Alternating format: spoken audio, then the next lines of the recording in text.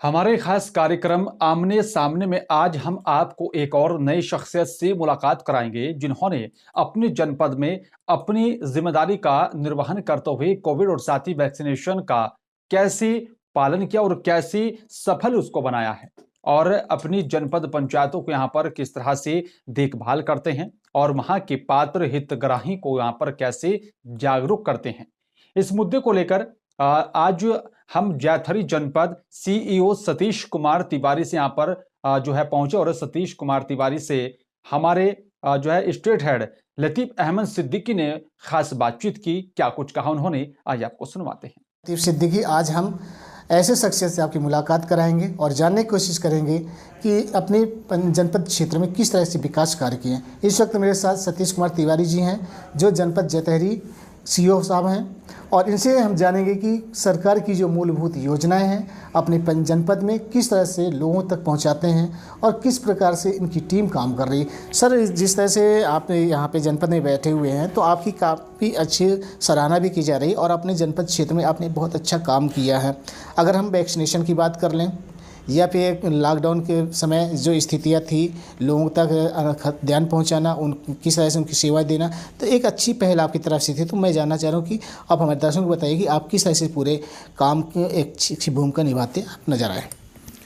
आदरणीय collector madam का जो नेतृत्व है और मार्गदर्शन है, इसी तरह से हमारे अभी नवागत मुख्य कार्यपालन अधिकारी जिला पंचायत श्री पंचोली साहब का भी जो मार्गदर्शन है, उनके नेतृत्व और मार्गदर्शन में हम लोग लगातार ये प्रयास कर रहे हैं कि अंतिम छोर के प्रत्येक पात्र व्यक्ति को शासन की विभिन्न जन कल्याणकारी योजनाओं का लाभ उन्हें बिना परेशान हुए, बिना भटके मिलना चाहिए।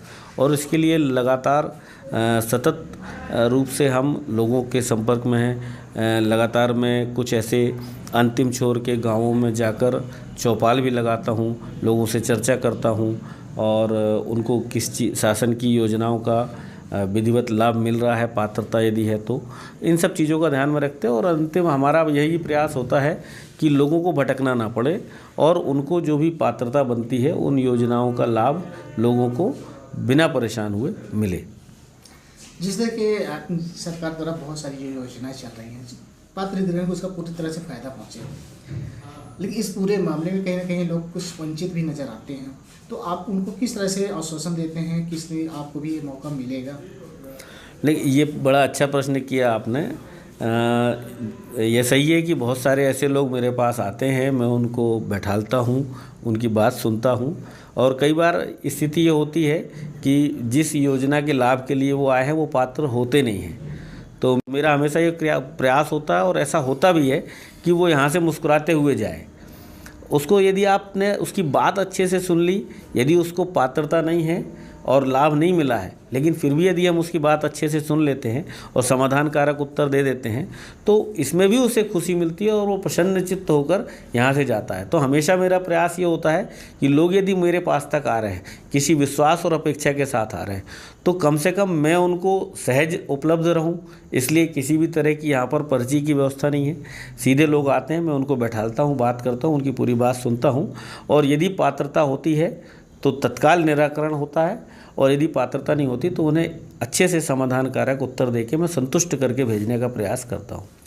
जैसे सतीश जी, अगर हम कोविड की बात करते हैं तो कोविड में जिस तरह से हाँ अपने देश या प्रदेश सभी जगह जो माहौल था, लोगों के पास रोज़गार नहीं थे, धंधे नहीं थे, नौकरियां चली गई, हमारे जो साथ हमारे पड़ोस के लोग थे हमसे जुदा हो गए। तो ये एक बहुत बड़ी मुसीबत उस वक्त थी जिस समय आपकी पूरी टीम, आप और ज़िला प्रशासन लगातार एक अनूपपुर ज़िले में एक कड़ी मेहनत करते हुए लोगों को बचाने का प्रयास किया। तो आपकी टीम किस तरह से काम कर रही थी इस पूरे काम को लेकर के?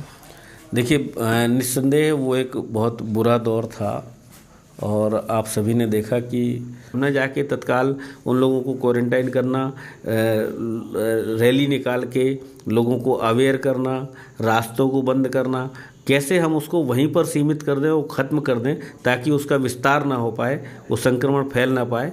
इसके लिए जिला प्रशासन के मार्गदर्शन में हम लोगों ने काम किया और हम सफल भी रहे। और अब मुझे लगता है कि सावधान रहने की आवश्यकता है। यदि हम सावधान रहेंगे दोनों डोज लोग लगवा लेंगे। मेरी लोगों से, आपके चैनल के माध्यम से अपील भी है सभी से कि सभी लोग वैक्सीन के दोनों डोज अवश्य लगवाएं, ताकि आप और आपका परिवार सुरक्षित रहे और हम ऐसी किसी भी तीसरी लहर से बच सकें। अगर वैक्सीनेशन की बात आ रही है तो जिस तरह आपने बहुत अच्छी बात आपने बोला, तो ये मैं जानना चाह रहा हूँ कि आपका जो जनपद क्षेत्र है, इन क्षेत्रों में वैक्सीनेशन को लेकर के हमने कहाँ तक पहुँचे हैं और फर्स्ट और सेकेंड डोज में कितना क्या अभी अनुपात है? देखिए, एक जो पहले रिजिडनेस थी, लोगों में नहीं लगवा रहे थे, एक भय भ्रांति के कारण भ्रांतियाँ थीं, वो तो समाप्त हो चुकी है। अब ऐसी स्थिति कहीं भी नहीं है, कहीं रिजिडनेस नहीं है, कहीं कोई भ्रांति नहीं है। लोग आगे बढ़कर आ रहे हैं और पूरा जिला प्रशासन, तमाम विभाग के लोग अपना उच्चतम जो भी प्रयास है वो कर रहे हैं और लगभग हमने ज़िले में 100% फर्स्ट डोज का 100% वैक्सीनेशन पूरा कर लिया है। दूसरे डोज के लिए हम लगातार प्रयासरत हैं और बहुत जल्दी हम सेकंड डोज में भी लगातार अच्छा करके, हमारा टारगेट है कि प्रतिदिन आज ही मुख्य कार्यपालन अधिकारी, जिला पंचायत महोदय के निर्देश हम लोगों को मिले हैं कि डेली का 10,000 सेकंड डोज का टारगेट हम लोग लेके चल रहे हैं कि ज़िले में 10,000 लोगों को रोज़ सेकंड डोज लगे। मैं आपको बता दूं कि इसमें भी हम बहुत अच्छा काम कर पा रहे हैं जिला प्रशासन के मार्गदर्शन में। मेरी ही जनपद की एक पाली पंचायत है जहां पर फर्स्ट डोज 100% बहुत पहले हो चुका था। अब वहां पर 1,000 लोग हैं जो 18+ 18+ हैं, उसमें से 900 से 950 के बीच ऐसे लोग हैं जिनको सेकंड डोज भी लग चुका है। और मैं बहुत जल्दी अपनी जनपद पंचायत की एक ग्राम पंचायत को फर्स्ट एंड सेकंड डोज दोनों में 100% वैक्सीनेटेड घोषित करने जा रहा हूँ।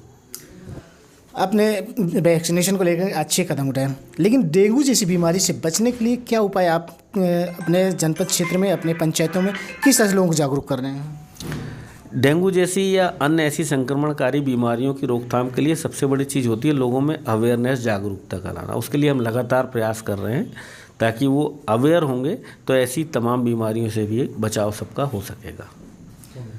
तो इसलिए ये तो आपने अपने क्षेत्र की विकास, अपने ज़िले की विकास की बात कर रहे हैं, अपने नाम सम्मान की बात करते हैं, तो हमने अपने क्षेत्र में सरकार की जो योजनाएं हैं उन मूलभूत योजनाओं से आप लोग कैसे जागरूक कर रहे हैं? योजनाओं का प्रभावी क्रियान्वयन हो और उसके साथ साथ मैंने आपको जैसे बताया कि हम जाकर चौपाल भी करते हैं, तो सिर्फ योजनाओं के बारे में जानकारी नहीं देते हैं, उनसे उनकी व्यक्तिगत समस्याओं को भी सुनते हैं और ऐसी जो मोटी मोटी महत्वपूर्ण बातें होती हैं वो भी बैठ के आपस में चर्चा करते हैं ताकि लोग अवेयर हों और लोग जागरूक हों, ताकि हम ऐसी किसी भी विपत्ति से बच सकें। जिस तरह शिवराज सरकार लगातार हर पंचायतों में गौशाला की एक सुविधा कि अगर यहाँ पे गौशाला अगर दिया जाता है तो वहाँ की इस तरह में कितने गौशाला का आपने निर्माण करवाया है, कितने निर्माण हो चुके हैं और किन किन क्षेत्रों में इस तरह का प्रचार प्रसार प्रक्रिया लगातार जारी है? नहीं, गौशालाओं का निर्माण करने के पीछे मूल उद्देश्य रोजगार देने से ज़्यादा बड़ा है कि जो हमारा पशुधन है जो सड़कों पर या लोग छोड़ देते हैं तो उसको व्यवस्थित एक उसको छत मिल सके, उसके रहने की व्यवस्था हो सके, उसके भोजन पानी की व्यवस्था हो सके, उसके लिए गौशालाओं का निर्माण हुआ है। प्रत्येक पंचायत में गौशालाओं का निर्माण नहीं हुआ है। अभी मेरी जनपद में बकेली और कोलमी 2 ऐसी पंचायत हैं जहां पर क्षमता से अधिक पशुधन हमारी गौशालाओं में है। 100 की क्षमता है, उससे कहीं 160 है, कहीं 120 है, ऐसा पशुधन है। लपटा में भी मैं कल ही देख के आया हूँ, एक हमारी गौशाला का निर्माण चल रहा है, लगभग वो पूर्ण हो चुका है, पूर्णता की स्थिति में है और उसके लिए जैसे ही कंप्लीट हो जाता है तो हम उसमें भी पशुधन को ले जाकर रखेंगे। प्रधानमंत्री आवास पड़े, क्या वजह रही कि ये आज भी इस क्षेत्र का विकास नहीं हो पा रहा? ये शौचालय तो आधे अधूरे पड़े हैं, ऐसा मेरी जानकारी में कहीं भी नहीं है, क्योंकि शौचालयों का निर्माण जिनको हमने प्रोत्साहन राशि का भुगतान किया है सभी शौचालय लगभग पूर्ण हो चुके हैं। रह जाती है बात प्रधानमंत्री आवास की, तो प्रधानमंत्री आवास के कार्य में प्रगति में थोड़ी सी धीमी गति आई है और उसका कारण अभी बीच में बारिश और फसल के कारण था और रेत भी एक कारण था, रेत महंगी हो गई थी, इसलिए भी प्रधानमंत्री आवास में जो अपेक्षित प्रगति आनी थी वो नहीं आ पाई। लेकिन हम लगातार प्रयासरत हैं और हितग्राहियों से भी हम लगातार संपर्क में हैं। व्यक्तिगत रूप से मैं स्वयं जाकर मैं हितग्राहियों से बात कर रहा हूं और उनको समझाइश दे रहा हूं कि अपना आवास शीघ्र पूर्ण कर लें और उम्मीद करता हूं कि बहुत जल्दी हम इसमें अच्छी प्रगति लाएंगे। सर जैसे गांव के कुछ ऐसे पात्र हितग्राही, उनका ये कहना है कि हम पात्र हैं लेकिन हमको अपात्र घोषित कर दिया, जो पात्र हैं तो उनको पात्र घोषित कर दिया। तो ये जो मामला सामने आ रहा है इस तरह के, तो ये कहाँ तक आप मान रहे हैं इसको? नहीं, 2011 में एक आर्थिक सामाजिक गणना हुई थी, उसके आधार पर पात्रता सूची और प्रतीक्षा सूची बनी हुई थी।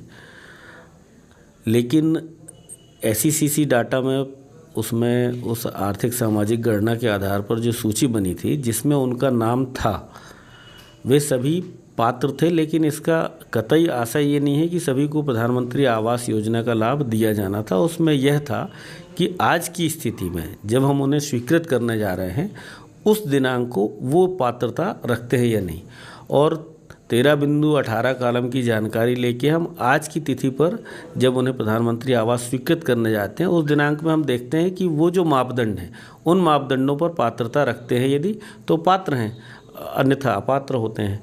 इसलिए लोगों में थोड़ी सी ये गलतफहमी है। कई बार ये होता है कि सूची में नाम था लेकिन उन्हें नहीं मिला है, तो जो हमारे पास ग्राम पंचायत स्तर से जांच प्रतिवेदन आता है, ग्राम सभा का प्रस्ताव आता है, उसके आधार पर पात्रता और अपात्रता का निर्धारण ग्राम सभा के माध्यम से ही आता है। और ग्राम पंचायत से जब हमारे पास उसकी पात्रता आती है तो हम उन्हें पात्र मानकर आवास योजना का लाभ प्रदान करते हैं, और यदि ग्राम सभा अपात्र घोषित करती है तो उसको हम पात्र नहीं मानते हैं और आवास योजना का लाभ नहीं दे पाते हैं। जैसे कि जिन पंचायतों में शौचालय, लोग खुले में शौच करने के लिए मजबूर हैं या उनके शौचालय बन चुके हैं, जहाँ पे न तो सीट लगी है, न छत है, न सेफ्टी टैंक है, तो इस तरह की जो लापरवाही सरपंच सचिव द्वारा किया गया है, तो उसको लेकर के आपकी तरफ से किस तरह की, कहीं ना कहीं तो आर्थिक नुकसान तो हुआ है, तो भौतिक रूप से किस तरह से आप कदम उठाएंगे इस पूरे मामले पर? शौचालय निर्माण, देखिए शौचालय निर्माण के लिए एक्चुअली हितग्राही को स्वयं अपने शौचालय का निर्माण करना था, और उस के द्वारा अपना शौचालय निर्माण करने के बाद प्रोत्साहन स्वरूप शौचालय निर्माण की राशि का भुगतान किया जाता रहा, और सभी हितग्राहियों ने अपने शौचालयों को स्वयं निर्माण किया है, और उसमें जिसने कंप्लीट किया है उसको हमने प्रोत्साहन राशि का भुगतान किया है। ये हमारे साथ जतहरी जनपद CO सतीश मूलभूत योजना उसके बारे में बता रहे थे। सतीश जी, आपको बहुत बहुत धन्यवाद नेशन 24 न्यूज़ चैनल के लिए आपने अपना समय निकाला, शुक्रिया। अगली कड़ी में हम फिर ऐसी शख्सियत से आपको मुलाकात करेंगे, तब तक के लिए मुझे इजाज़त दीजिए। आप देखते रहिए नेशन 24 न्यूज़ चैनल को।